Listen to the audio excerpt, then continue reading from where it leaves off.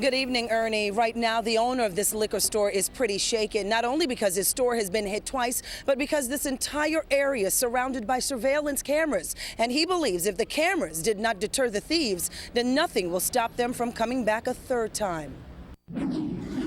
Good evening, Christina. Imagine the shock after this storm. At one point, even Governor Chris Christie lost power at his home. As you can see behind me, some of the businesses are back on, but still, hundreds of thousands of people tonight are using candles, backup generators, anything to get by. The speed limit on the bridge is 30 miles per hour, but at night with less traffic, some drivers feel they have a license to speed, and the DOT says that's part of the problem.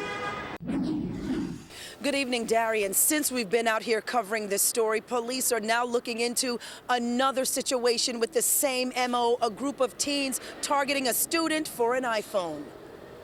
I mean, I don't want to walk back here now. Some Kellenberg Memorial High School students fear they are being targeted by thieves, and they have good reason. Police say in 1 hour, at least 4 students were robbed near the school, including a 12-year-old girl.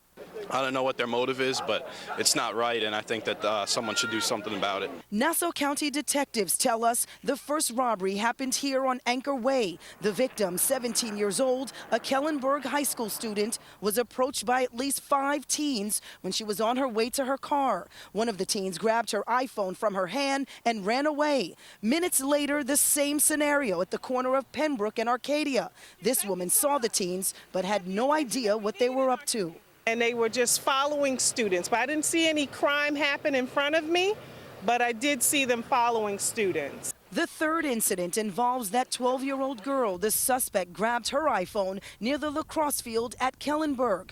The fourth incident got violent. The victim tried to hold on to his iPhone, but he was no match for a group of teens. One teen punched the victim. The other took his iPhone and took off. They became aggressive. The gang mentality empowers people sometimes. And next thing you know, things escalate into what they did yesterday. A letter was sent home with students to alert parents. The school says it will work with police and urge students to be careful. At dismissal, we saw police patrolling and students walking in groups, but still some with their iPhones in hand. After school on the announcements, and they just said not to worry, that the cops are surrounding the area and they're going to have teachers outside of school now.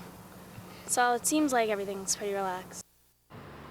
And police need your help on this. If you have any information, call Nassau County Crime Stoppers. The number right there on your screen, 800-244-TIPS. Ernie and Dari, back to you. Okay, thank you very much, Nicole.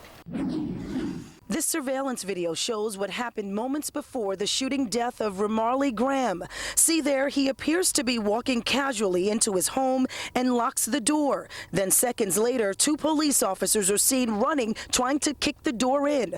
With no success, you can see several police officers swarming the house. Then they parade in. Neighbors tell us police entered the back of the house, then went upstairs to Graham's apartment and opened fire.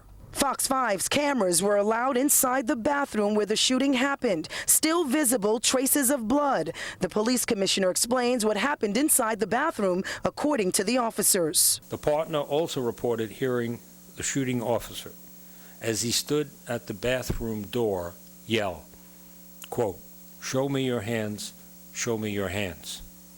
And then, quote, "Gun, gun." The partner said he then heard a shot.